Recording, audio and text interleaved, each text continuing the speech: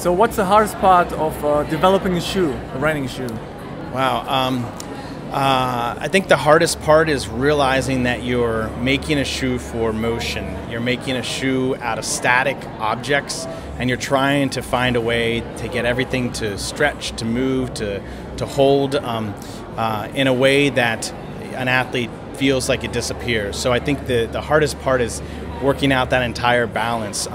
Why it makes it really nice that we interact a good bit with athletes is that we get that constant feedback, and we can adjust and play with variations and really try to get the best ultimate product out there.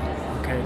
So you don't work in an office, you work in an innovation kitchen. Yes, yeah. So take us with you. What's it like? I mean, your boss coming in and saying, guys, we need a new shoe, or? Yeah, there's a lot of brainstorms, and there's plenty of times we're interacting with athletes. Every day really is different. We have the ability to build things there. We have great minds in our Nike Sports Research Lab, which is connected to that can analyze and observe athletes at high fidelity, and we can glean unique knowledge there, as well as pulling from amazing material specialists and developers and just other innovators who are really connected around the globe at unique manufacturing processes. So by brainstorming with a crew with a mind like that, we get a lot of really interesting insights, and that hopefully we're building some unique athletic footwear that helps athletes reach their potential in future years. So by your smile, I can tell that it's a lot of fun doing it. It is. It's painful at times because there's not everything always works. In fact, a lot doesn't work. But it's a great experience. I mean, it certainly is a lot of fun to be rethinking things. And who did come up with the knit part in this particular shoe?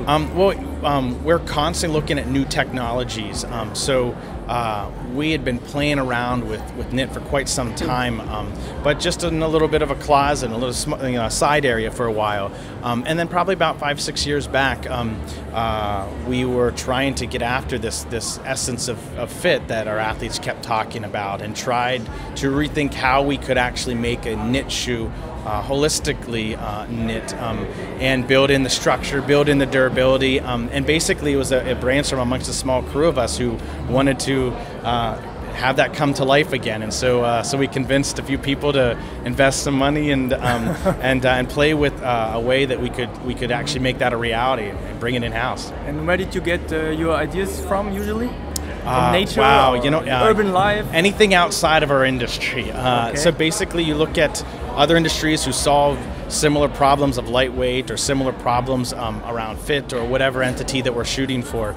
But basically nature gives us a lot of great insights, and sometimes it's merely just being observant of our athletes. I mean, basically they're the core of where most of our insights come from, and it's a matter of looking and observing in a different light, and then trying to address a unique problem that we see or they tell us about. You said earlier that you work constantly with athletes, with elite athletes in the process. So who's your favorite athlete? Oh my goodness, I can't say favorites on camera. Who has the best ideas or the best? You know what? It's sometimes it's not always that elite athlete. Sometimes it's a collegiate athlete or an everyday runner who just is thinking about things differently. I read something just the other day from a guy who's just a basic dad, runner on occasion, and he brought up some really interesting points that has a lot of us pondering just based upon a blog that he put out.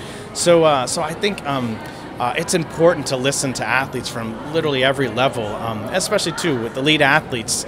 They've reached a certain peak, and sometimes that conversation isn't always the easiest to try to get a hold of them for. But yeah, I think athletes all around at all ranges are really important to listen to, and hence that's the reason why Flyknit, Nike Flyknit Lunar 1 Plus is really unique. Is that literally now we're having the experience you get with Fit, the experience you get with Lunar to an everyday runner, and I think that's excellent. And that's answering their sort of request. Doesn't every athlete want the same shoe? Light, stable, dynamic?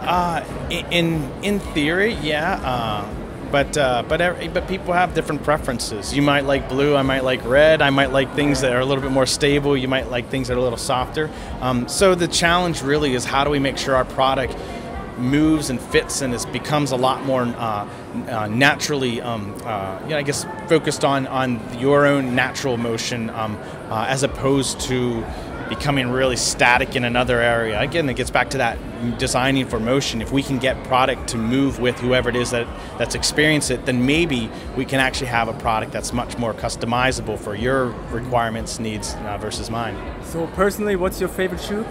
Oh, that's out a tough there right one. now?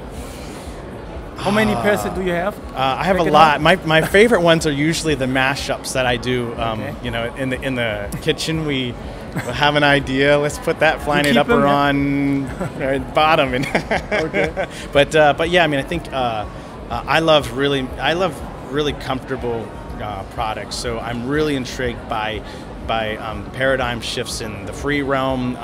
And thinking about how you can get shoes to move much more with you as opposed to just being a unique, static design on a wall. Okay.